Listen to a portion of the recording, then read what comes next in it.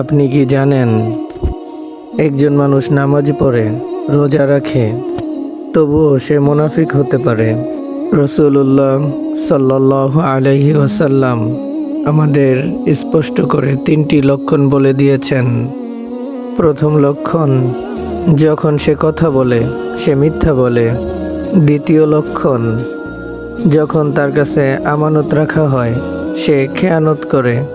আর তৃতীয় লক্ষণ, যখন সে অঙ্গীকার করে সে তা ভঙ্গ করে। এই হাদিস শুধু অন্যকে চেনার জন্য নয়, বরং নিজেকে সংশোধন করার জন্য। হে আল্লাহ, আমাদের মুনাফিক থেকে হেফাজত করুন, আমিন। ভিডিওটি নিজের জন্য রাখুন আর প্রিয়জনের কাছে পৌঁছে দিন।